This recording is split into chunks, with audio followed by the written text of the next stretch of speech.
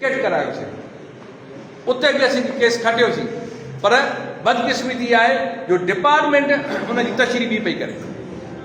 हालांकि ईअं कोन्हे को हाजी साहिब केस पढ़ियो आहे ऐं उन सां गॾो गॾु वरी इन्हनि जेको आहे स्टे करायो पंहिंजो सिविल कोर्ट हैदराबाद में। उहो सूट असां ख़तमु करायोसीं, उहो सूट डिसमिस थियो, उहा स्टे ख़तमु थी, उहा बि जेको असांखे जेको आहे जीत कई। उन खां पोइ साॻियो केस जेको आहे सेशन कोर्ट में अपील में विया, वरी असां वकील कयोसीं, वरी सेशन कोर्ट वियासीं। सेशन कोर्ट में हिकिड़ी जेको आहे हाज़िरी हली, ॿी हाज़िरी ते जॾहिं हैदराबाद सखर हाई कोर्ट जो फ़ैसिलो ॾिनुमि त जज साहिब वकील घुराए चयो, मूंखे रिक्वेस्ट जज साहिब कयो, अदा मां वकील साहिब पुछा कयां ईअं न हुजे त वकील साहिब खे फीस न मिली हुजे ऐं ऑर्डर पास करे छॾिया। पोइ वकील साहिब चयो साईं मूंखां त पुछियां, मुंहिंजी फीस हली वई।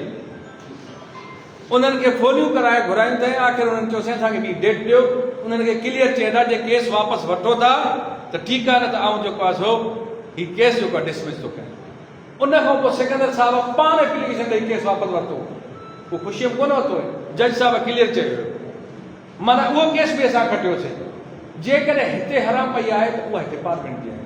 ऐं वरी हींअर इन इंडस्ट्री डिपार्टमेंट खां लेटर लिखायो त मां क़बूल नथो कयां तव्हांखे, तव्हां जेका इंटरप्रिटेशन कयो था पिया इन फ़ैसिले जी, ऐं क़बूल नथो कयां पियो। उन जे लाइ छा कयूं, उन जे लाइ तव्हां लेटर लिखो, हाई कोर्ट के रजिस्ट्रार खे लेटर लिखो त हिन जस्टिफिकेशन ॾियो, क्लियरिफिकेशन ॾियो असांखे। हुन जेको बि लिखियो आहे, पर हुननि हुनखे लिखियो आहे, हुन त ॿियो कुझु लिखियो, असां ग्रुपनि खे घुरायोसीं, गुलाम रसूल उमर जेको असांखे नाला न ॾिना, पोइ हीअ शइ न कई, हाणे असांखे कोर्ट छोकिरी ॿुधाए छा कयूं। उसूलनि जॾहिं हिननि उहो लिखियो हुयो त हिनखे ॿियो प्रोसेस ई न आहे हलाइणो, जेसिताईं जवाबु नथो अचे। पर जॾहिं हुननि इहा हराम पई कई, वरी सो काल वारी शइ आई त उहा पिटीशन दाख़िल कई। उन पिटीशन जी जेको आहे सो हिकिड़ी डेट आई, उन डेट ते उहो पंहिंजो बेंच डिज़ोल्व थी वियो। वरी जेको आहे सो अर्जेंसी डेट हणाईसीं, वरी उन अर्जेंसी ते आयासीं। 31 नंबर असांजो सखर में केस हो, 28 नंबर ते हली करे कोर्ट जेको आहे सो पंहिंजो ख़तमु थी वई, कोर्ट टाइम ख़तमु थी वई, जज साहिब लही विया, माना असांजा 3 नंबर ते केस रहिजी वियो।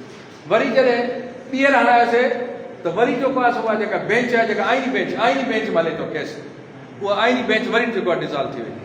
उन खां अलावा वरी जेको आहे सो असांजे मोहतरम ज़ाहिद अली काका ऐं पंहिंजो अली अहमद मंगण साहिब वरी इहे पिटीशनर थिया आहिनि। वरी हैदराबाद जेको आहे पिटीशन दाख़िल थी आहे, जंहिंजा नोटिस सुभाणे जेको आहे सो सख़्तु थींदा। असां तंज़ीम जे हवाले सां वेही कोन रहिया आहियूं, सभु शइ कयूं पिया, तव्हां दोस्तनि जी महिरबानी आहे।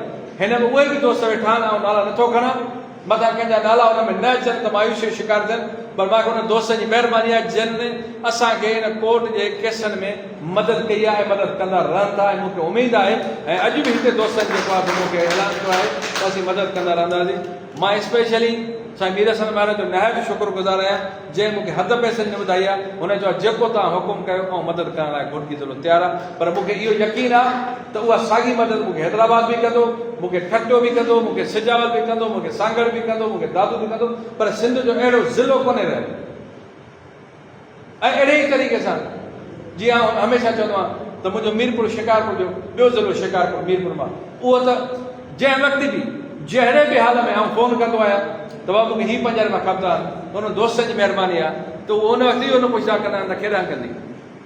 त अहिड़े तरीक़े सां सभु दोस्त हमेशह घणे भाङे मुंहिंजे पीर साहिब सां घणे भाङे इहो बस मुबाहिसो बि थींदो आहे, मशवरो बि थींदो आहे। हाजी साहिब असांजो वॾो आहे, सीनियर आहे, भली आहे, सिंध जो सदर आहियां, पर आउं बेहद उनजो एतिराम कंदो आहियां।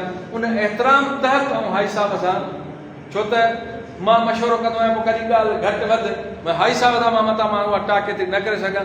पीर साहिब सां कंदो आहियां, चवंदो आहियां तूं हाई साहिब सां ॻाल्हाए ऐं इहो हाल अहिवाल वठेसि, जेको आहे सो इनडायरेक्ट हुनजो मूंखे हाल अहिवाल बि मिलंदो। त बहरहाल हिते सभिनि दोस्तनि ऐं सीनियर दोस्तनि सां, साईं रफ़ीक साहिब सां बि तंज़ीमी मामलनि ते बस मुबाहिसो ज़रूरु थींदो आहे। साईं इंज़ार साहिब सां बस मुबाहिसो ज़रूरु थींदो आहे। हीअ जेका दोस्त सॼी सिंध में भंडियूं ॿारियूं वेठा आहिनि त साईं उहो साईं रिटायर फलाना रिटायर बाबा उहो उस्ताद न आहिनि छा?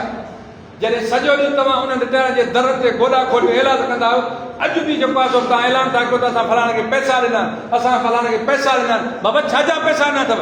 ऐं सिंध जो उस्तादनि खे ॿुधाइणु घुरां थो त हिननि पैसा इहे ॾिना हुआ त इलेक्शन कमीशन असांखे ॾियो, हिननि खे चूंडियल बॉडीअ खे इलेक्शन कमीशन न ॾियो, त असां ग़लति तरीक़े सां जेको यूट कढी असां सदारतनि जी कुर्सी ते विया। पर जेसीं ताईं हीउ ऐवान मौजूदु आहे ऐं तव्हांजी दुआ आहे ऐं हिन सिसीअ में साहु आहे,